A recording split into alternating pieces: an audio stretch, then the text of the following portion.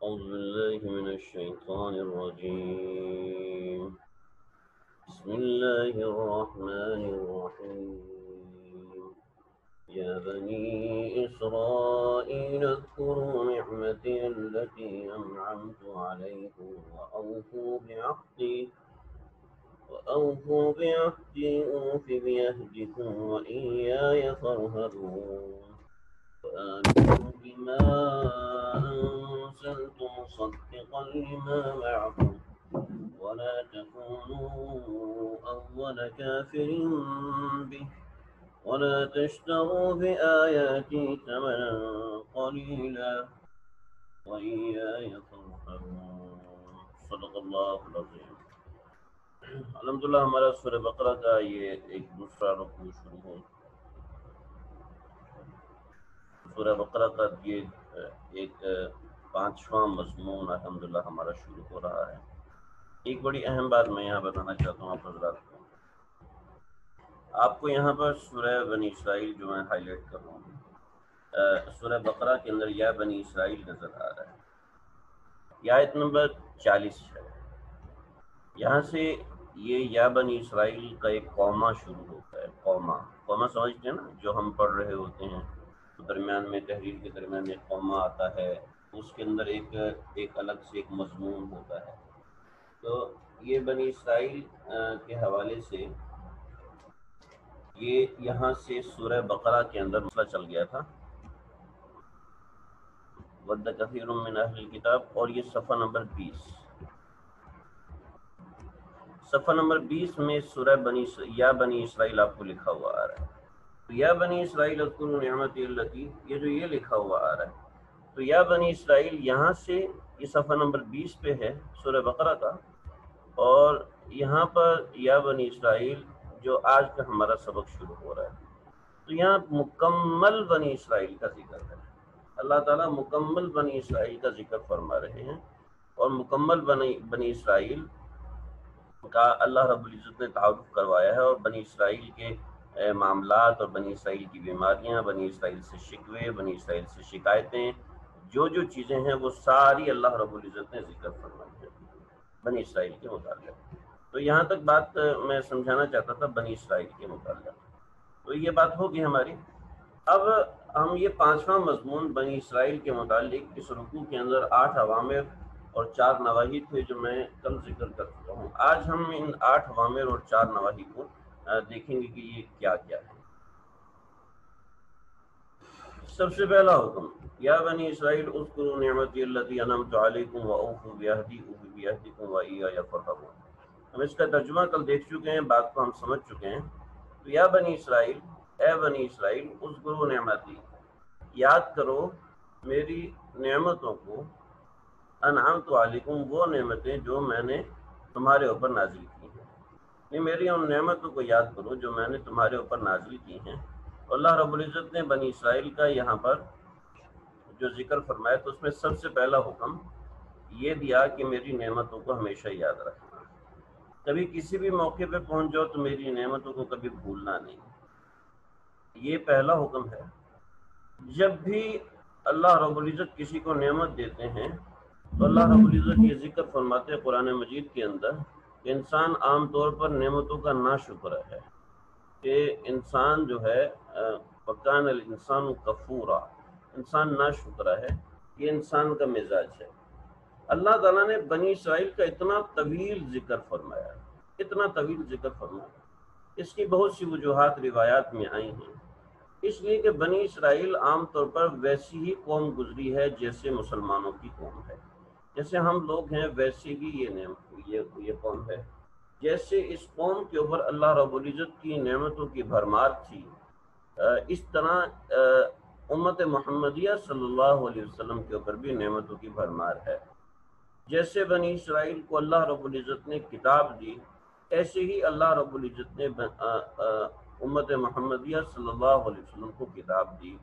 جیسے اللہ تعالیٰ نے بنی اسرائیل کو نئی شریعت دی، ویسے ہی اللہ نے امت محمدیہ صلی اللہ علیہ وسلم کو شریعت دی. جیسے بنی اسرائیل کے اوپر نماز فرض تھی، ویسے ہی امت محمدیہ پر نماز فرض ہوئی. جیسے بنی اسرائیل کے اوپر روزہ فرض تھا، ایسے ہی بنی اسرائیل کے اوپر روزہ فرض تھا۔ جیسے بنی اسرائیل کے اوپر اللہ کی بڑی نعمتیں تھیں، ویسے ہی امت محمدیہ صلی اللہ علیہ وسلم پر اللہ کی بڑی نعمتیں ہیں۔ جیسے بنی اسرائیل کے اندر اللہ رب العزت نے انعامات کی ایسی بارش کی کہ ان کے معاملات کھل کے سامنے آنے لگے، ایسے امت محمدیہ صلی اللہ علیہ وسلم کے پاس اللہ رب العزت نے انعامات کی بارش کی ہے۔ پچھلے لوگوں کا واقعہ سنانے کا مقصد یہ ہوتا ہے کہ اگلے لوگ سمجھ جائیں کہ جیسے پچھلے لوگوں کے ساتھ معاملہ ہوا ہے ویسے ہی معاملہ ہمارے ساتھ بھی ہونے والا ہے، ویسے ہی حالات ہمارے ساتھ بھی ہونے والے ہیں۔ لہٰذا جیسے ان کو اللہ رب العزت نے اپنے عذاب کا، ناراضگی کا نشانہ بنایا تھا نافرمانی کی صورت میں، ایسے تمہیں بھی عذاب اور نافرمانی کا عذاب کا اور اپنی نشانیوں کے حوالے سے ان چیزوں کا اللہ نشانہ بنا سکتے ہیں، بس انسان کو سمجھنا چاہیے۔ تو یہ بنی اسرائیل کا ذکر اس وجہ سے قرآن مجید میں کثرت کے ساتھ ہے۔ اذکروا نعمتی التی انعمت علیکم، اذکروا نعمتی، میری نعمتوں کو یاد رکھا کرو۔ انسان کے اندر جب انسان اپنے رستے سے ہٹتا ہے، تو جب بھی انسان گمراہ ہوتا ہے تو نعمتوں کا شکران کرنے کی بجائے نعمتوں کا کفران کرنے لگتا ہے۔ شکران کا مطلب ہے کہ اللہ کی نعمتوں کا شکر ادا کرنا، اور کفران کا مطلب ہے کہ اللہ کی نعمتوں کا انکار کرنا۔ تو اللہ کی نعمتوں کا اقرار، اللہ تعالیٰ کی نعمتوں کو یاد کرنا، اذکروا نعمتی، یاد رکھو، یاد کرو نعمتی، میری نعمتوں کو، انعمت علیکم، جو میں نے تمہارے اوپر کی ہیں۔ لہٰذا قرآن کا ہمارے لیے سبق یہ ہے کہ ہم اپنے اوپر اللہ کی ہوئی نعمتوں کو یاد رکھا کریں، اور ہمارے مشائخ فرماتے ہیں کہ اپنے اوپر اللہ تعالیٰ کی نعمتوں کو یاد کرنا کا طریقہ یہ ہے کہ ان نعمتوں کا شکر ادا کیا جائے اور ان نعمتوں کو بار بار دہرایا جائے کہ اللہ رب العزت نے مجھے کتنی نعمتیں دی ہیں۔ جیسے مثال کے طور پہ اللہ رب العزت نے مجھے آنکھ دیا، کان دیے، ناک دیا، زبان دی بولنے کے لیے، چکھنے کے لیے، اور ناک دی سونگنے کے لیے، زبان کے اوپر اللہ رب العزت نے لعاب دہن رکھا، اس طرح کی بے شمار چیزیں۔ تو میں عام طور پہ تشریح نہیں کرتا ہوں، لیکن یہاں بہت ضروری ہے، یہ مضمون بہت اہم ہے۔ دوسرا مضمون، اوفو بعہدی، اوفو بعہدی، اوفی بعہدی۔ دوسرا حکم، اوفو بعہدی، تم میرے وعدے کو پورا کرو، اوفی بعہدکم، تو میں بھی تمہارے وعدے کو پورا کروں گا۔ تو اوفو بعہدی، میرے وعدے کو پورا کرو، اس وعدے سے کیا مراد ہے؟ ہاں، اس سے بہت سے وعدے مراد لیے ہیں۔ اللہ رب العزت نے بنی اسرائیل سے ایک وعدہ لیا تھا، یہ ہم نے تقریباً 2-3 روز پہلے سورہ طٰہٰ کے درس کے اندر اس وعدے کا ذکر کیا تھا، جب اللہ رب العزت نے بنی اسرائیل کو ان چیزوں کے بارے میں بتایا تھا۔ تو بنی اسرائیل کو بتاتے ہوئے اللہ رب العزت نے ان سے یہ فرمایا تھا کہ جب تم وادی ایمن میں تھے، یا بنی اسرائیل قد انجیناکم من عدوکم وواعدناکم جانب الطور الایمن، جانب الطور الایمن، جانب الطور الایمن، یہ سورہ طٰہٰ ہے، آیت نمبر 80 ہے۔ سورہ طٰہٰ کی آیت نمبر 80 کے اندر اللہ رب العزت نے ان کے اس وعدے کا ذکر کیا۔ بعض کے نزدیک وہ وعدہ ہے، بعض کے نزدیک وہ وعدہ ہے جو تمام انسانوں سے عہد الست کیا گیا، جو مجھ سے اور آپ سے بھی کیا گیا ہے، کہ روز قیامت اللہ رب العزت نے جو وعدہ ہم سے کیا تھا، وہ وعدہ بنی اسرائیل والوں سے بھی کیا تھا۔ جب بنی اسرائیل والوں سے بھی کیا تھا تو ان سے بھی یہ مطالبہ ہے کہ تم اپنا وعدہ پورا کرو جو تم نے اللہ رب العزت کے ساتھ وعدہ کیا تھا، لہٰذا میں بھی تمہارے وعدے کو پورا کروں گا۔ یعنی میرا وعدہ تمہیں حکومت دینے کا ہے، میرا وعدہ تمہیں سلطنت دینے کا ہے، میرا وعدہ تمہیں کامیاب کرنے کا، تو میں اپنا وہ وعدہ پورا کروں گا۔ وہ اوفو بعہدی، تم میرے وعدے کو پورا کرو، اوفی بعہدی، تو تمہارے وعدے کو پورا کیا جائے گا۔ یعنی میں بھی تمہارے وعدے کو، اللہ فرما رہے ہیں، میں بھی تمہارے وعدے کو پورا کروں گا۔ تو یہ اللہ رب العزت کی طرف سے دوسرا حکم ہے۔ اس کا ترجمہ یہ ہوگا کہ اوفو بعہدی، تم میرے وعدے کو پورا کرو، تم مجھ سے کیا ہوا عہد پورا کرو، تاکہ میں بھی تم سے کیا ہوا عہد پورا کروں۔ یہ اس کا ترجمہ ہوگا، جو میں نے مانا کیا وہ بھی اس کے اندر لگتا ہے۔ اور تیسرا حکم، وَإِيَّايَ فَارْهَبُونِ، صرف مجھ سے ڈرو۔ ڈر کیا ہوتا ہے اور ہیبت کیا ہوتی ہے، یہ وَإِيَّايَ فَارْهَبُونَ جو ڈر ہے یعنی ہیبت ہے وہ صرف اللہ رب العزت کی ہونی چاہیے، ہیبت کسی اور ذات کی نہیں ہونی چاہیے، ہیبت کسی اور ذات، بس صرف اللہ کی ذات سے ڈر ہونا چاہیے۔ یعنی آج کل تو آدمی ہر چوتھے سے ڈر رہا ہوتا ہے کہ کہیں ایسا نہ ہو جادو کر دے، کہیں ایسا نہ ہو کہ ٹونا کر دے، کہیں ایسا نہ ہو تعویذ کر دے، فلاں پیر صاحب ہیں وہ کہتے ہیں کہ ہم تباہ و برباد کر دیں گے، فلاں پیر صاحب ہے وہ کہتے ہیں جی ہم تو تمہاری بگڑی بنا دیں گے، بس تم ہمیں ہدیے مانڈے کرتے رہو، حلوے مانڈے لاتے رہو۔ وَإِيَّايَ يَفْرَغُونَ نہ ڈر صرف اور صرف اللہ کی ذات کا، اللہ کے سامنے کسی اور کا ڈر نہیں ہونا چاہیے، یہ تیسرا حکم ہے۔ اور پھر چوتھا حکم وَآمِنُوا بِمَا أَنزَلْتُ، اور یہ حکم جیسے بنی اسرائیل کو تھا ویسے ہی ہمیں بھی ہے۔ وَآمِنُوا بِمَا أَنزَلْتُ مُصَدِّقًا لِمَا مَعَكُمْ وَآمِنُوا، اور ایمان لے آؤ۔ دیکھیں ایک بات بڑی اہم رہے گی وَإِيَّايَ فَارْهَبُونَ کے اندر کہ صرف اللہ سے ڈریں۔ عام طور پہ آدمی اپنی نوکری کے حوالے سے ڈر جاتا ہے، عام طور پہ آدمی اپنی روزی کے حوالے سے ڈر جاتا ہے۔ یہ دو ایسی چیزیں ہیں جو بڑی اہم ہیں کہ آدمی ان چیزوں کی وجہ سے ڈر جاتا ہے، ان چیزوں کی وجہ سے اپنے اقدار کو بدلی کر لیتا ہے۔ تو اللہ کہتے ہیں نہیں، تمہاری اقدار، تمہاری ویلیوز صرف اللہ کے ہاتھ میں ہونی چاہیے، کسی اور کے ہاتھ میں نہیں ہونی چاہیے، لہٰذا صرف اللہ سے ڈریں، صرف اور صرف اللہ کا ڈر ہو، صرف اور صرف اللہ ہی کی ذات کا خوف ہو۔ وَإِيَّايَ فَارْهَبُونَ، تو صرف اللہ ہی سے ڈرو۔ وَآمِنُوا بِمَا أَنزَلْتُ مُصَدِّقًا لِمَا، آگے چوتھا حکم، تو جیسے یہ حکم ان کو ہے ویسا ہی یہ حکم ہمیں بھی ہے، اس لیے میں نے اس کو پھر سے ذکر کیا۔ وَآمِنُوا بِمَا أَنزَلْتُ مُصَدِّقًا لِمَا مَعَكُمْ، اور ایمان لے کے آؤ، ایمان لے کے آؤ جو میں نے نازل کی، مصدقا لما معکم، جو کہ تصدیق کرنے والی ہے اس کتاب کی جو تمہارے پاس ہے۔ یہ بنی اسرائیل کے لیے نازل ہوا کہ یہ جو تصدیق کرنے والی ہے جو کچھ تمہارے پاس ہے۔ اللہ، اب یہ ہمارے لیے کیسے ہوگا؟ قرآن مجید کے جو کلمات ہیں، قرآن مجید کے جو الفاظ ہیں، اگر ہم صحیح معنوں میں قرآن میں تدبر کرنا سمجھ لیں، صحیح معنوں میں تدبر مطلب یہ کہ یہ آیت کا ترجمہ تو مجھے آ گیا، آیت کا معنی تو میں نے سیکھ لیا، اب یہ جو آیت ہے آج کے زمانے میں کس طرح لگ رہی ہے، کسی عالم دین کی سربراہی میں، کسی عالم دین کے ساتھ سمجھ کے اس سے آپ ڈسکس کریں کہ مجھے قرآن کی اس آیت کا یہ معنی سمجھ میں آیا ہے، اور وہ عالم دین واقعتاً کوئی عالم دین ہو، ایسا نہ ہو کہ بس اپنی رائے ہی رکھتا ہے، اس کے علاوہ کسی دوسرے کی رائے تو اس کو سمجھ ہی نہیں آتی۔ حضرت تھانوی رحمۃ اللہ علیہ ایک مرتبہ گھر میں کھانا کھایا، بیگم نے کدو بنائے ہوئے تھے، پھر کھانا کھایا، بیگم نے کدو بنائے ہوئے، پھر یعنی دوسرا کھانا بنتا لیکن کدو کی ترکاری لازمی بناتی تھی۔ تو حضرت تھانوی رحمۃ اللہ علیہ نے پوچھا کہ بھئی یہ کیا معاملہ ہے، آپ روزانہ کدو کی ترکاری بناتی ہیں؟ تو حضرت تھانوی کے لیے فرمانے لگی کہ بھئی نبی کریم صلی اللہ علیہ وسلم کو کدو پسند تھے، مجھے یہ بات آج پتہ چلی، لہٰذا میں نے جب سبزی لانے والے سے کہہ دیا کہ جب تک بازار میں لوکی آ رہی ہے، کدو آ رہے ہیں، اس وقت تک تم روزانہ کدو لے کر آؤ تاکہ ہمارے دسترخوان کی کچھ مشابہت رسول اللہ صلی اللہ علیہ وسلم کے دسترخوان سے ہو جائے۔ حضرت تھانوی وقت کے مجدد تھے، ہزاروں لاکھوں علماء حضرت تھانوی کے پاس آتے ہیں، لیکن حضرت تھانوی نے فرمایا کہ میرا ماتھا ٹھمکا، یہ اللہ کی بندی کو آج پتہ چلا ہے یہ اللہ کے نبی کو پسند تھا، ارے مجھے کتنی باتیں پتہ ہیں جو اللہ کے نبی کو پسند ہیں تو میں اس کے اوپر کتنا عمل کرتا ہوں۔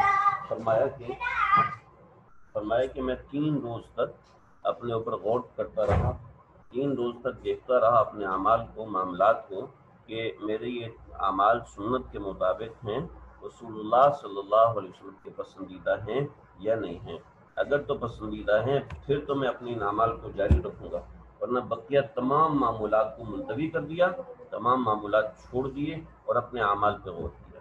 تو اب اگر ہم تدبر کرنے والے ہیں، ہم کسی ایسے اللہ والے سے، کسی ایسے عالم سے جو واقعتاً علم دین سے تعلق رکھتا ہو، قرآن میں روزانہ ایک آیت پہ تدبر کریں اور اس سے سمجھنے کی کوشش کریں کہ ہمیں سبق کیا ملتا ہے، اس سے مسائل اخذ نہ کریں، بالکل مسائل علماء کے لیے چھوڑیں، اس لیے کہ وہ اصول فقہ، اصول حدیث، اصول تفسیر سے نکلتے ہیں، البتہ اس سے ہمیں سبق کیا ہو، وآمنوا بما انزلت مصدقا لما معکم۔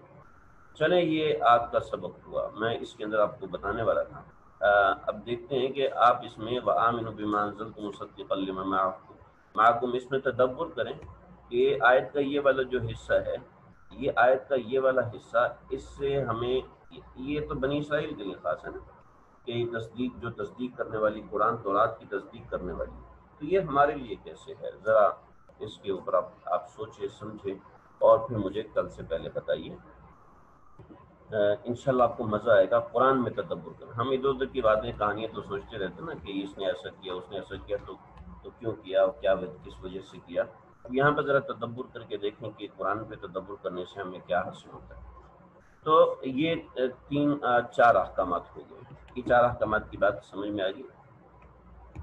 آگے چار نواہی ہیں، ولا تکونوا اول کافر، سب سے پہلے منکر مت ہو جاؤ، یعنی یہود کو پتہ تھا اور وہ اللہ کے نبی پر ایمان لانے کے لیے مدینہ آئے ہوئے تھے، لیکن اس کے باوجود انہوں نے ایمان نہیں لایا، بلکہ سب سے پہلے انکار کیا، کیونکہ وہ جب انکار کریں گے تو ان کے جو پیچھے نسلیں ہیں وہ انکار کریں گی، پھر ان کے پیچھے جو نسلیں ہیں وہ انکار کریں گی، ان کے پیچھے جو نسلیں ہیں وہ انکار کریں گی، یعنی یہ اولا کافرین بھی، یعنی ان کے کفر کا فیضان سب ان کی آگے نسلوں تک پہنچے گا، ان نسلوں تک پہنچے گا، پھر یہ آگے نسلیں چلے گی، ان تک ان کے کفر کا فیضان ہوگا، پھر ان تک ان کے کفر کا فیضان ہوگا، ہر ایک تک ان کے کفر کا فیضان ہوگا، لہذا یہ اپنی نسلوں کے کفر کا ذریعہ بنیں گے جو کسی غلط کام کی ابتدا کریں گے۔ تو ولا تکونوا اول کافر بھی، تم پہلے انکار کرنے والے نہ ہو جاؤ۔ ایسے ہی یعنی اس سے یہ سمجھ میں آیا کہ اگر کسی نے کسی گناہ کی ابتدا کر دی تو اب وہ گناہ جب بھی کوئی کرتا رہے گا تو وہ اس کے کھاتے میں آتا جائے گا، وہ گناہ آتا جائے گا۔ تو ولا تکونوا اول کافر بھی میں یہ مضمون ہے اور اس کے اندر بہت ساری چیزیں آ جاتی ہیں۔ ولا تشتروا بآیاتی ثمنا قلیلا، ولا تشتروا، اور مت بیچو میری آیات کو ثمنا قلیلا، تھوڑے سے ثمن کے عوض، یعنی یہود یہ کرتے تھے کہ جو کوئی ان کو پیسے دیتا تھا ان کے پیسے لے کے اس کو مسئلہ تبدیل کر دیتے تھے، تورات میں تحریف کر دیتے تھے، بہت سے ایسے واقعات ہیں۔ ولا تشتروا بآیاتی ثمنا قلیلا، تھوڑے سے ثمن کے عوض اپنے قرآن مجید کو نہ بیچو، اپنی شریعت کو نہ بیچو۔ اب سمجھیں ولا تشتروا بآیاتی ثمنا قلیلا کے اندر کیا معاملہ ہے۔ ہاں، ثمن قلیل کبھی تھوڑا سا پیسہ بھی ہوتا ہے، ثمن قلیل کبھی عزت بھی ہوتی ہے، یہ تو ماشاءاللہ بچپن سے علماء کے ساتھ بیٹھتا ہے، اس کو اتنا سا مسئلہ نہیں آتا، اپنی اس عزت کو رکھنے کے لیے لوگوں کو مسئلہ بتا دیا جو کہ انتہائی غلط کیا۔ امام مالک رحمۃ اللہ علیہ مدینے میں رہتے تھے، ان کے پاس ایک صاحب آئے اور ان سے کہا کہ میں آپ سے فلاں فلاں مسئلہ سیکھنا چاہتا ہوں۔ امام مالک رحمۃ اللہ نے فرمایا مجھے نہیں آتا۔ دادا اتنا چھوٹا سا مسئلہ ہے، فرمایا انا سنلقی علیک قولا ثقیلا، کوئی مسئلہ چھوٹا نہیں ہوتا، مجھے نہیں آتا۔ 3 دن رکے، 3 دن کے بعد جب جانے لگے تو کہنے لگے حضرت مجھے فلاں فلاں فلاں فلاں فلاں فلاں فلاں فلاں، ان سب نے کہا کہ اس وقت کے سب سے بڑے امام مالک ہیں، ان کو یہ مسئلہ پتہ ہوگا، آپ ان کے پاس جائیں۔ اور میں جاؤ ان کو بتا دوں کہ مجھے مسئلہ نہیں آتا، کہیں سے مسئلہ اگر پڑا ہوا نہیں ہے، کسی ثقہ عالم سے اگرچہ سنا ہوا ہے، مسائل کے اصول پتہ نہیں ہے، مسائل کے اصول پڑے ہوئے نہیں ہیں، کسی ثقہ عالم سے اگرچہ وہ مسئلہ سنا ہوا ہے، لیکن اس مسئلے کو آگے نہ بتائیں، اپنی عزت بنانے کے لیے، اپنے علم کی دھاک بٹھانے کے لیے مت بتائیں۔ وَإِيَّاكُمْ، مجھ سے ڈرو، اگر نہیں ڈرو گے تو یہ حرکتیں کرو گے۔ وَلَا تَلْبِسُوا الْحَقَّ بِالْبَاطِلِ، حق کو باطل کے ساتھ التباس نہ کرنا، اور وَتَكْتُمُوا الْحَقَّ، اور حق کو چھپانا نہیں۔ وَلَا تَلْبِسُوا الْحَقَّ بِالْبَاطِلِ، حق کو باطل کے ساتھ ملتبس کر دیتے تھے۔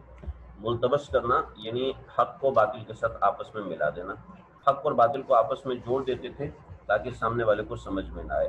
جیسے کہ آج کل بہت سے فتنے ایسے ہیں کہ وہ حق اور باطل دونوں کو اکٹھا جوڑ دیتے ہیں۔ بہت باتیں ہیں اس کے اندر، مجھے موقع بس نہیں چلتا میں اس طریقے سے سمجھاؤں۔ التباس حق بالباطل، انشاءاللہ میں اس موضوع کے اوپر ایک پوری بات رکھوں گا، ایک پورا درس دوں گا، کیونکہ یہ ہمارا ترجمے کا جو معاملہ ہے وہ بڑا متاثر ہو جائے گا۔ فی الحال اتنا سمجھ لیں، حق کو باطل کے ساتھ اس طریقے سے ملا دینا کہ نہ حق سمجھ میں آئے نہ باطل سمجھ میں آئے۔ عام طور پر جو لوگ علم دین نہیں رکھتے وہ جب مسائل بیان کرتے ہیں تو وہ اس طریقے سے کر دیتے ہیں، لیکن یہ جو یہود تھے یہ جان بوجھ کیسے کرتے تھے، وَتَكْتُمُ الْحَقَّ، اور اس طرح کر کے وہ حق کو چھپاتے تھے۔ یہ چوتھی ان کے لیے نہیں ہے۔ پھر اقیم الصلاۃ، بنی اسرائیل کی کامیابی کے لیے نماز کے قائم کرنے کا حکم دیا۔ یہ آخر کیا چیز ہے نماز کہ کامیابی کے لیے جو اصول بتایا، سب سے پہلے کہا نماز ادا کرو۔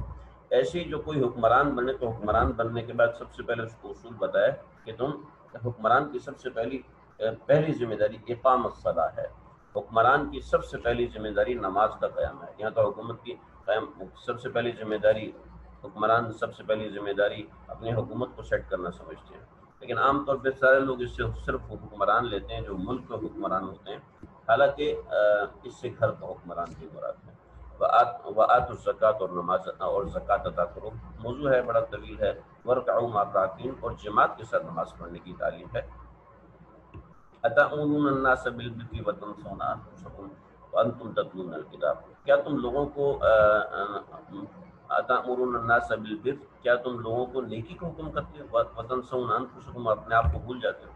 یعنی آگے یہ بھی سمجھایا کہ تم ایسا کام ہرگز نہ کرو کہ لوگوں کو تو نیکی کا حکم کرو لیکن اپنے آپ کو بھول جاؤ۔ وانتم تتلون الکتاب افلا تعقلون، جو کتاب پڑھتا رہتا ہے اس کو نیکی کا پتہ چلتا رہتا ہے، یہ اس کے اندر مضمون چھپا ہوا ہے۔ وانتم افلا تعقلون، کیا تمہیں عقل نہیں ہے؟ یعنی جو کتاب سے عبرت حاصل کرے وہی عقل مند ہے، یعنی قرآن مجید سے عبرت حاصل کرے۔ یہ تو ان کے لیے تھا، میں اپنے لیے بات کروں، جو قرآن مجید بھی پڑھے اور اس سے عبرت حاصل نہ کرے تو وہ بیوقوف ہے، وہ عقل والا نہیں ہے۔ اور جو قرآن مجید پڑھے اور اس سے عبرت حاصل نہ کرے، آپ دیکھیں ہمارے معاشرے میں کتنے فیصد لوگ قرآن پڑھ کے عبرت حاصل کرتے ہیں، تو یہ سمجھتے ہیں بس اصلاحی بیان سن لو بس یہ کافی ہے۔ کتنے لوگ، آپ بتائیں اس آیت کا کیا یہ مطلب نہیں، اس آیت کا کیا یہ مطلب نہیں کہ انسان قرآن کی تلاوت کرے اور پھر اس کو نہ سمجھے، یہ مطلب نکلتا نہیں، بالکل نکلتا ہے۔ وَاسْتَعِینُوا بِالصَّبْرِ وَالصَّلَاةِ، مدد حاصل کرو نماز کے ذریعے سے، صبر کے ذریعے سے۔ إِنَّهَا لَكَبِیرَةٌ إِلَّا عَلَى الْخَاشِعِینَ، یہ نماز خاشعین کے علاوہ، خاشعین پر مشکل نہیں ہے، اس کے علاوہ سب پر مشکل ہے۔ آپ دیکھیں کہ ہم میں کتنے لوگ ہیں جن کو نماز کا شوق پیدا ہے، ہم میں کتنے لوگ ہیں جو شوق سے نماز ادا کرتے ہیں۔ خاشعین کون ہے؟ الذین یظنون انہم ملاقو ربہم وانہم الیہ راجعون، یہ بھی بڑا زبردست مضمون ہے کہ یہ وہ لوگ ہیں جو کہ یہ زندگی اس طرح گزارتے ہیں کہ ان کو اللہ کے لقاء کے بارے میں گمان ہوتا ہے، وانہم الیہ راجعون، وہ اسی کی طرف لوٹ کر جائیں گے۔ آج مجھے درس شروع کرنے میں تاخیر ہوگی تو اس وجہ سے یہاں تک چلا۔ اللہ تعالیٰ مجھے آپ کو، اللہ ہم سب کو سمجھنے کے عمل کرنے کی توفیق عطا فرمائے۔ وآخر دعوانا الحمدللہ۔